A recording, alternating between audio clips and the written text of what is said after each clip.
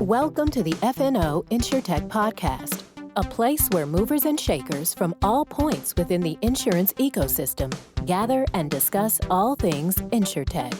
We talk about how technology and innovation are affecting and driving change in the industry. Here are your hosts, Matt D. Fothery, Lee Boyd, and Rob Beller. Hey, podcast world. We are here today with a special episode. So special that we're going to say... Hello, bud. Nope, I messed that up. Do it again. that we're going to say... Hello, podcast Welt. That's right.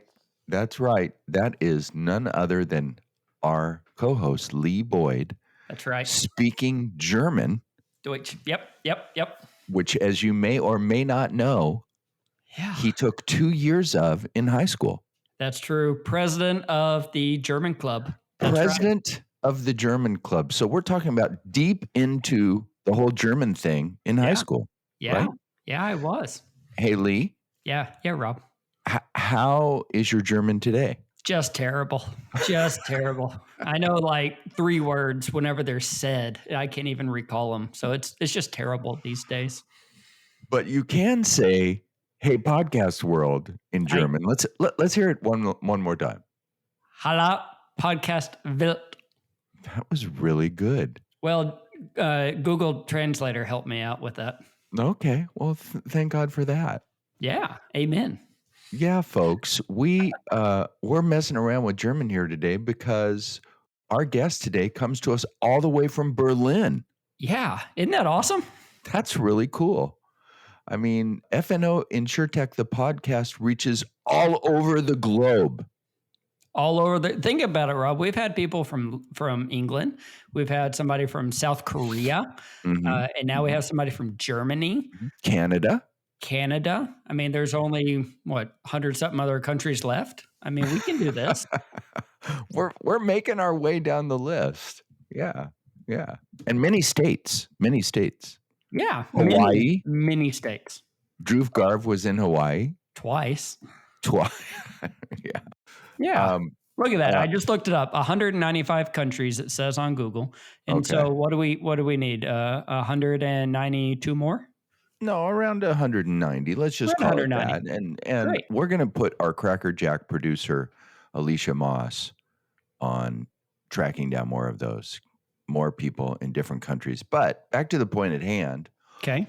Holger Bartel is the CEO and founder of a company called RealRate. And I think you're going to find this conversation very interesting. Holger's a neat guy, a nice man, and super smart, PhD in like analytic, mathematic, way out there, and has brought his expertise in insurance and actuarial sciences into an InsureTech. Yeah, I mean, he's up against these behemoth companies who go in and rate insurance companies, financial institutions with a AA, AAA rating, a B, whatever it may be. And he is bringing his team and using analytics and AI to quickly and accurately rate these companies. And we're going to talk about his business process, how he makes money. We're going to talk about how he does it, the number of people on his team, which is extremely small. And they're really making waves out there. Currently in Germany, about to make their way to the U.S. this year, we hope. And what's really interesting and really disruptive is part of the promise of what many InsureTechs hope to bring, and that is to provide the same service that these companies, these insurance carriers or financial institutions are paying for now, that's costing them 6 or 7 figures annually. Right. For a very low price, for a 4-figure price. Yeah. Or a 5-figure price. And it's, for that world, this is a disruptive technology. So we wanted to bring that to you and also push out into Germany because we both love beer, me especially. I think I like beer more than you. Yeah, I would say you do. I'm a beer guy. And I had a beer probably last March. Then yes, the answer is I like beer more than you. So without further ado, and with no more conversation about beer, let's go to our interview with Dr. Holger Bartel, CEO and founder of RealRate. Hey, everybody, we are here with our guest coming to us all the way from Germany today, Dr. Holger Bartel, the founder and CEO of RealRate from Berlin. Welcome to the podcast, Welcome. Dr. Bartel. Thanks a lot. Thanks, Rob. Thanks, Lee, for having me here. Very interesting. Really looking forward. It's my very first podcast interview. Great. Well, we're honored to have you with us. We were talking before we started recording today about the proper way to say your name, the Germanic, I guess, way to say your name. And so I'm going to ask you to help our audience. How do you say Holger Bartel if you're German? Yeah, so I like your pronunciation a lot. I would pronounce it like Holger Bartel. There you go. Just a little more emphasis there at the front, at the first That's syllable. it. Now, you may or may not know this, but you have a former student of German on the podcast with us today, Mr. Lee Boyd. That's right. That's Took right. 2 years. 2 of German. years. So, 2 years of German. Yeah. So here's your chance, Lee. No, Give I us a don't little. remember any more of it. I don't remember. In fact, back in high school, I was the president of the German club, and we didn't actually speak German, but we did hang out after school. I don't remember what all we did, but we didn't speak German. But I enjoyed those 2 years. I learned a lot. I just stopped practicing, and that's what happens. Okay, so that's great. Maybe you could help me out a little bit if I'm missing some words. So that would be great. You bet. I will translate as best I can. That's Perfect. beautiful. I'm so glad we have the two of you here. In fact, I didn't even need to come today. But That's right. As long as I'm here, let's get rolling with the real reason that we're here, and that's to talk about RealRate. Holger, why don't you take a few minutes and tell us about what RealRate is and what you do, and then we'll kind of dig into the nuts and bolts. Yeah, of course. So RealRate is a rating agency, and we're using explainable artificial intelligence to create fair, unbiased, and ethical company ratings. And our rating seals should help big companies to build customer trust. So that's the main idea, using modern technology, and totally in contrast to the big rating agencies like Standard & Poor's. You know them very well in the US. We have no human analysts. We just got our software running. It's quite smart. So it's doing everything for us, totally automated. So would Standard & Poor's have people looking at it? Yeah, they have hundreds of thousands of employees, indeed. So huge companies. And we already got 6. And hopefully we'll achieve maybe the same as they do, hopefully. So explain to our audience that isn't involved in rating what rating is and why is it important? So a rating is like attaching like a AAA to a company in order to state it's a strong one. It's a strong company having good financial health, being able to care about its customers and futures and to generate new products. And for example, if you're a customer of an insurance company or a bank, you really would like to have a healthy company in order to get a high return and to be totally sure that the money you put in is really safe. So you assess more than just the financials, correct? So we're focusing on the financials, and from that we can deduct a lot about the general security of the company. But we're focusing on what we call financial strength ratings. So we really input financial data. They are publicly available from the annual balance sheet reports. So on the very top, we put them into the model. And at the very bottom, we get out a figure called financial strength, and that's used for our rating. Okay, can you give us some examples of what you said you use explainable AI. So what is explainable AI and how do you use it? So I could tell you a little bit more about AI later on. First, let's talk about explainability, or maybe what does it mean to be not explainable? For example, 1 or 2 years ago in the US, you're more advanced than we in Germany. So you have the self-driving Uber cars. But you already had your very first fatal accident with a self-driving Uber car. It was using artificial intelligence, a neural network. And if such a thing happens, everyone is asking, why? Why did it happen? How could have we prevented it? And the answer is, even the experts don't really know. So afterwards, they can grab the computer chips and read off what were the reasons for the decision of the car to drive over the bicycle rider. But there's no real explainability. And we built that into the model in order to explain why something happens. Another example might be if you're a customer of a bank and you apply for a credit loan and you got rejected, you might want to know why and ask the question to the bank. And normally it's very difficult for them to answer. And if they would answer, there's a huge danger of answering it in a wrong way. Maybe you're a male and normally you get a higher credit compared to a woman. That would be discrimination. And so even if it is explainable, you really need to be aware how you explain it. So we take care of all that. We make it totally fair, ethical, and unbiased, and we can explain it in the first place. So tell us why rating is important in the insurance world. It's totally important, not only in the insurance world. Maybe you already forgot about it, but there was the 2008 crisis, a big financial crisis all over the world. And from my point of view, it was mainly driven by rating agencies. It was like a rating crisis. What happened?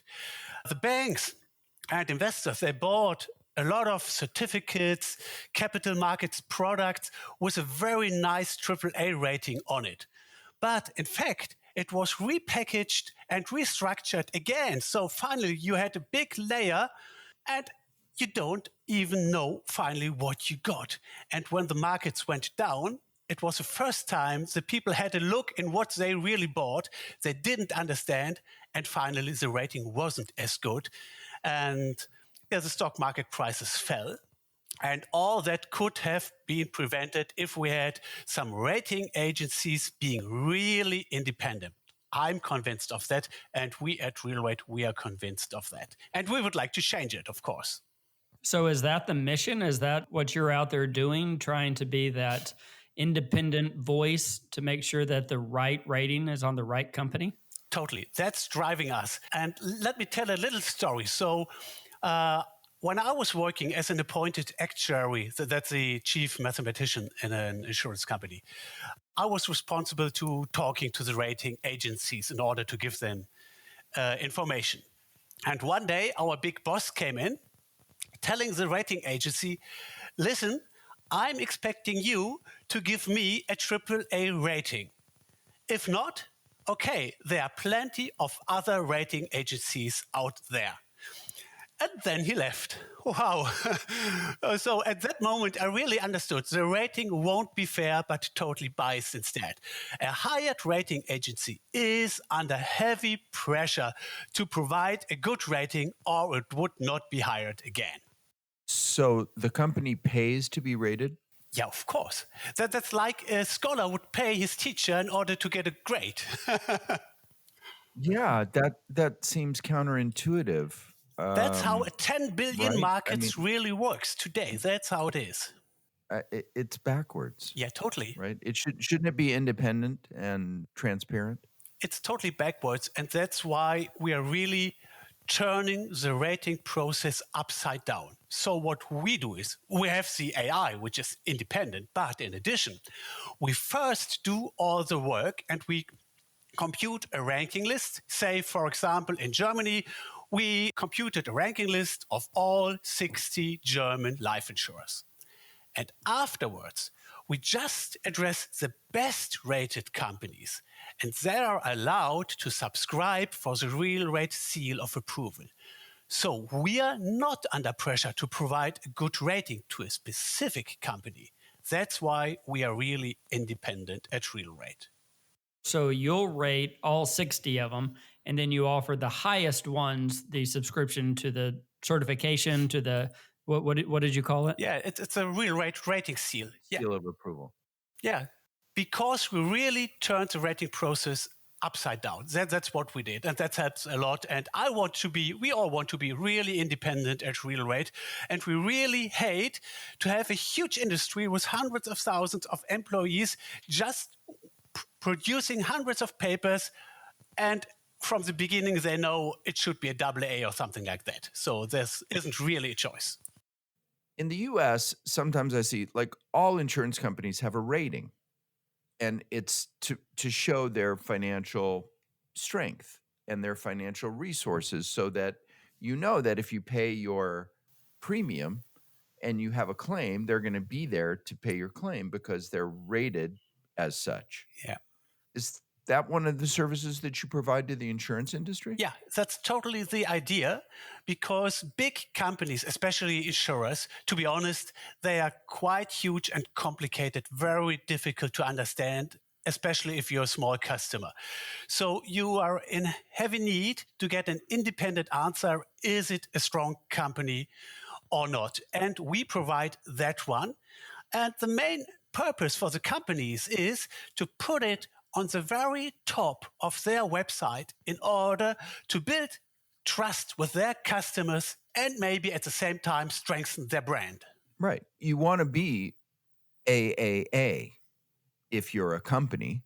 If you're an insurer, you don't want to be a B minus or whatever the measure is, correct? And if you're and if you have AAA strength, you want everybody to know that, so that there's confidence and trust. That's exactly the case. And even if you got not the best rating from us, still we could help, because we made it explainable. We could tell what to change in order to overtake the market next time. I see. And so when you have an insurance company, like you said, that's financially very complex and complicated, it's important that they can pick out those specific points in the analysis where the problem is. Yeah, of course. Because they could be very wide-ranging and difficult to find. So it's very important for the risk managers and even for the management board to really understand what are my relative strengths and weaknesses compared to the market average of the insurers. That helps them a lot, of course. So whenever you're looking to rate the companies, you said mostly it's financial. What are you actually looking at? Is it just basic balance sheets, or I assume that there are certain things you're looking at within their financials? Yeah, so it's a balance sheet report, and it's a big report. It's like normally you would need to read 200 pages of a business report.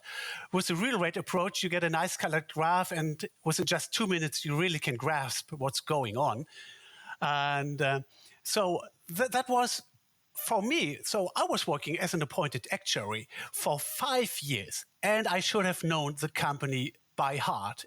Okay, I knew all the figures, but when I conducted our own software for the very first time for the company I was working in, I really got new insights I haven't got before. And at that moment, I really thought, oh, that's so great.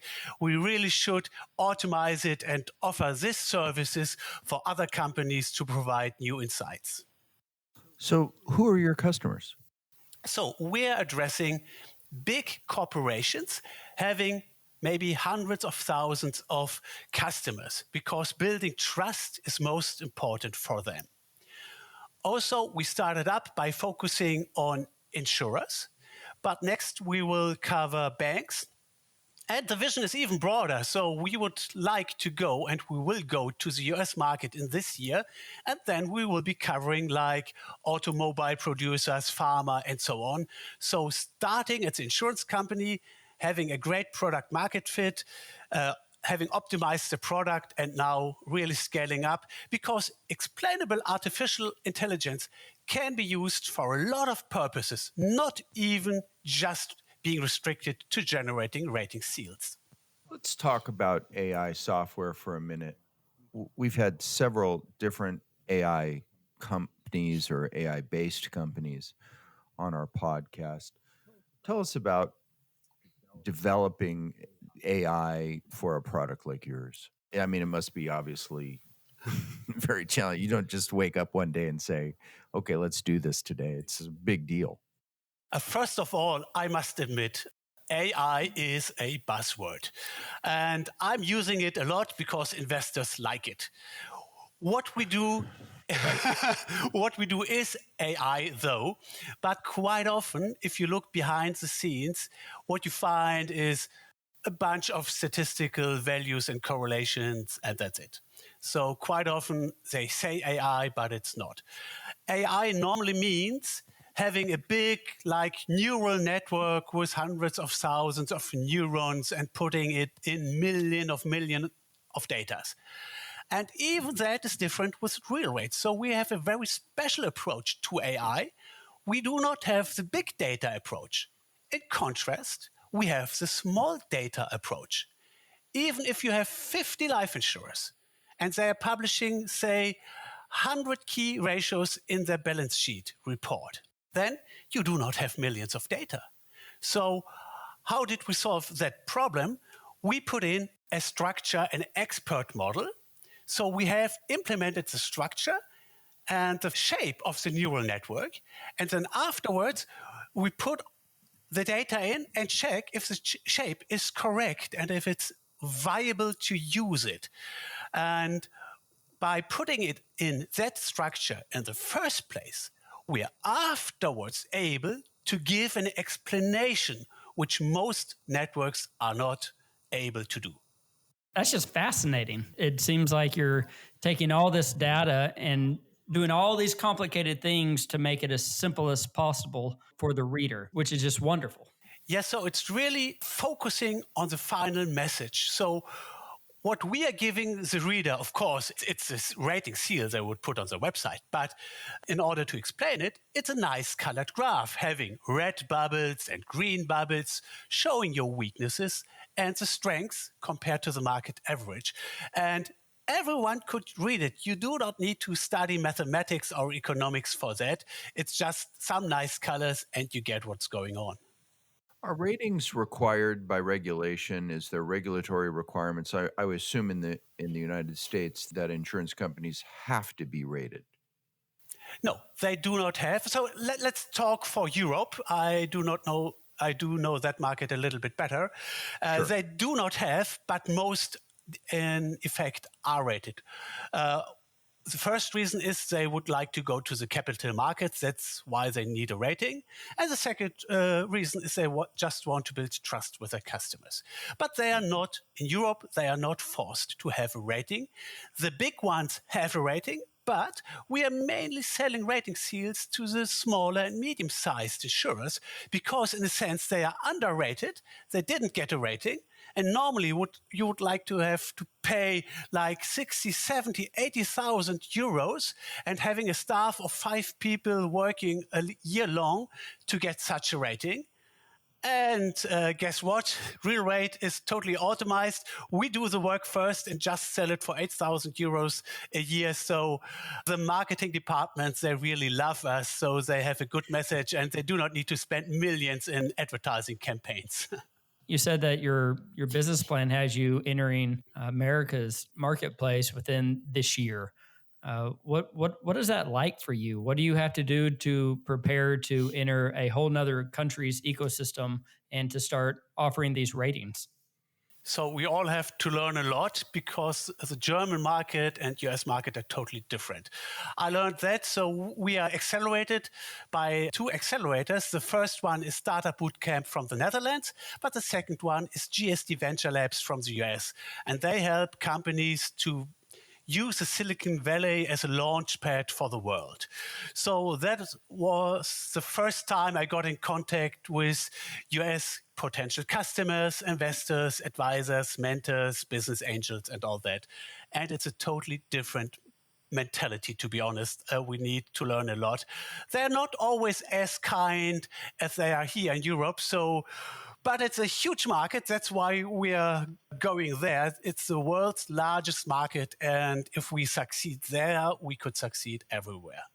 Tell us about those differences. I'm interested in that. Differences, you said they're not as kind. Talk about the differences that you've discovered.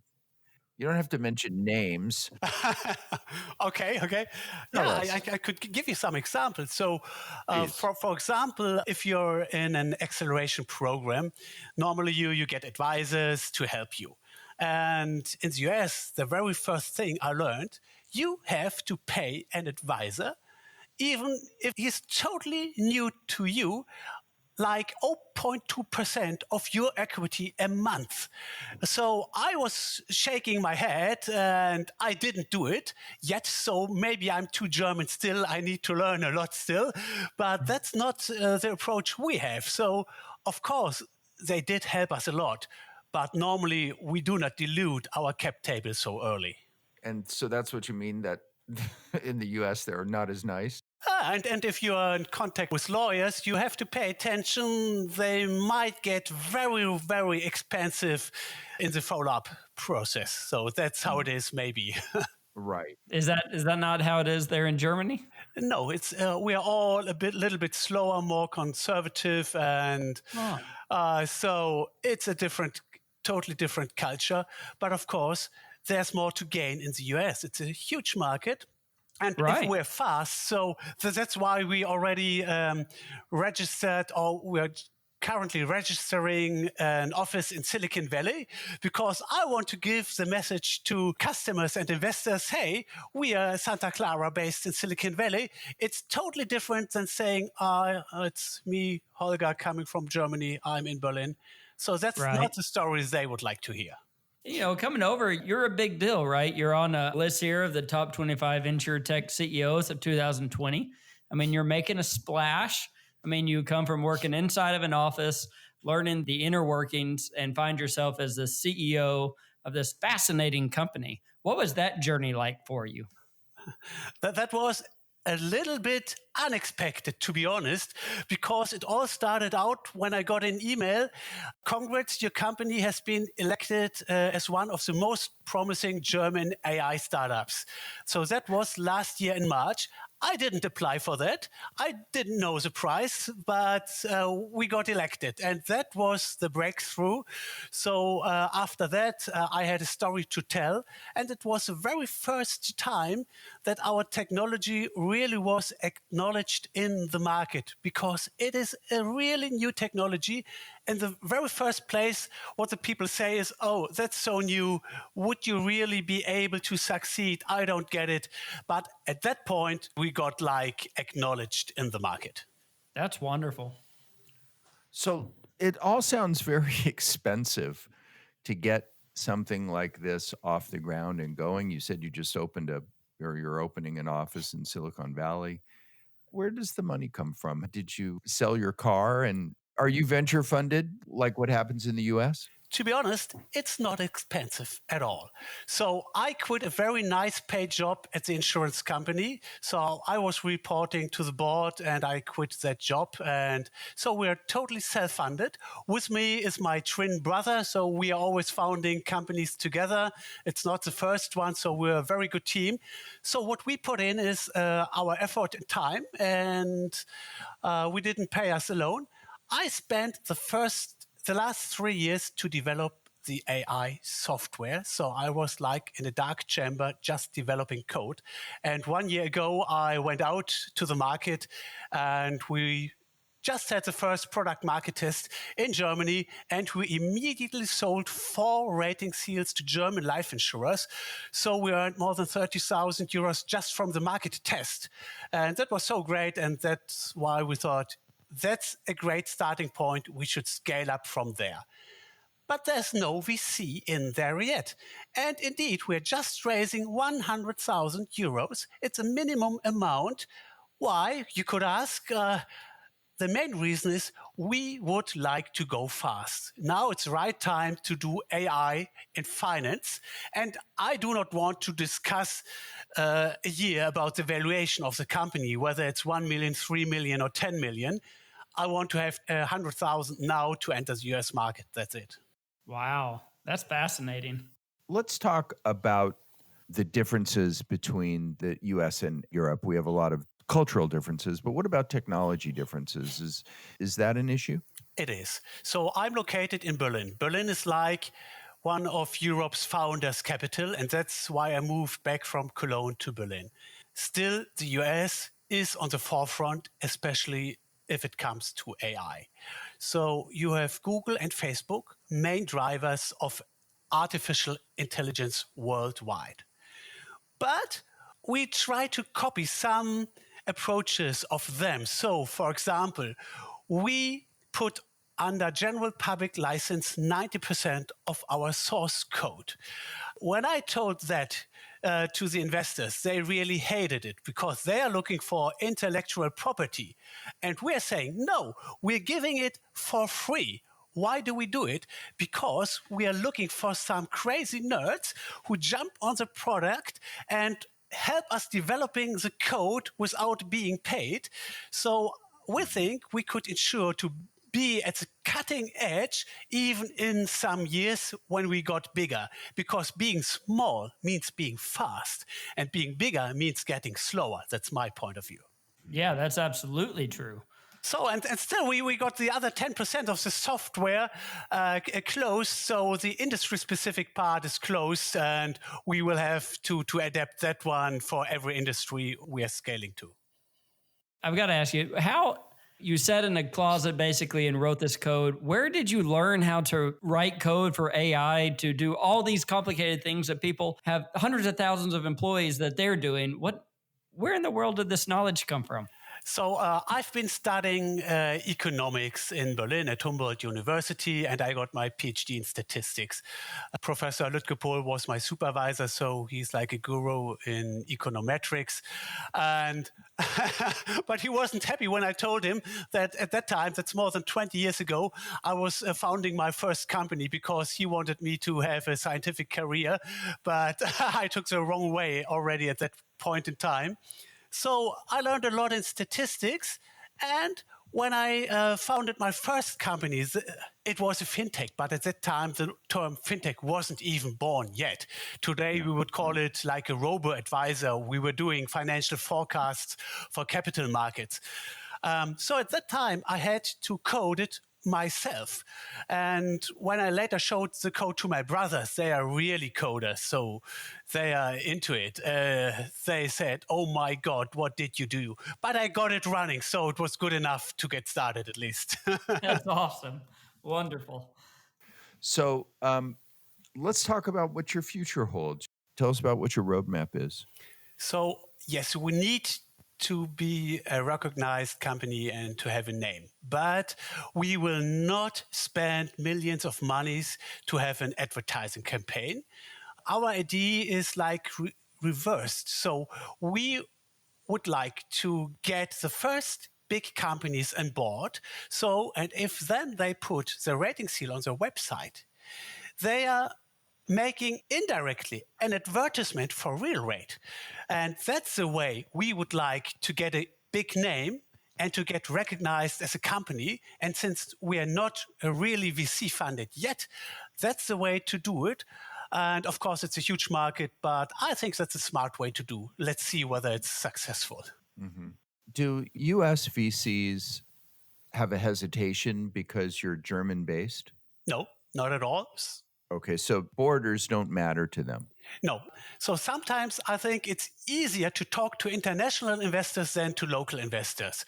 For me, that happens a lot. So when I talk to Dutch investors, they really like it. And if I present it in Berlin, they think it's not special. Sometimes you need to be abroad to be something special. Before we go, I want to ask if you have any exclusive news that you'd like to share with us and our audience. Yes, so just yesterday, an article was published, and I'm quite happy to announce that we were awarded Most Innovative AI Ratings Provider by EU Business News. And the article just came out yesterday. So that's a great message, and I would like to share that here. Congratulations. Thanks a lot. We love big announcements. Yeah. And also, I could announce, so on February 4th, we will have big demo day from Startup Bootcamp Netherlands. You could see it online and I will be pitching there. So in case you would like to be a business angel at RealRate, just listen there. We have really enjoyed having you, and we like when we can push out and be FNO InsureTech, the international podcast. That's that we right. are. So thank you so much for making time and for being with us, and all the best with RealRate. Thanks a lot. I really enjoyed talking to you. Thanks. Thank you. Das war gut. You know what I said there? No, I do not. I said that was good. It was. It was very good. Das ist gut. It is good. I was nervous because, when we have on people from other countries, we're never quite sure how the language is going to do and how the conversation is going to roll. But Holger was terrific. Yeah, he was great. I think it's funny how, if somebody comes on and I kind of know what the language is, I want to try to speak it. Just like when somebody from Israel comes on, you always want to spell their name. It's kind of the same thing. Mm-hmm. Oh, that's another country we had. We had Israel on. Israel. Yeah, maybe 189 left. Yeah, we're getting there. We can't even keep track. No. Very interesting company. Very interesting premise. I had no idea that getting rated was that big of a deal, but I do know that, almost every carrier has a rating. It's something that is typically on their website. Yeah, I think he's really set to disrupt that industry. He's already doing it in Germany, and now he's ready to come in to America, and it feels as though he's heading into Silicon Valley. He wants to do it right. He wants to make a splash. But how about doing it with so little funding? I mean, self-funded up to this point, looking to raise just a little bit of money. I mean, a lot of times you look at it and you're thinking, I'm going to raise millions and millions of dollars, but he doesn't have to. And he's trying to disrupt this industry with just a little bit of funds. I'm excited to see his story. I'm excited to see where it goes. Right. And we're really appreciative to Dr. Bartel for being with us today and for taking the time and dealing with the time change. Yeah. And we thank you for being with us as always. With that, we'll say, Hold on.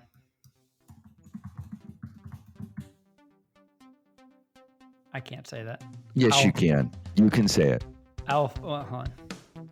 Auf Wiedersehen allerseits.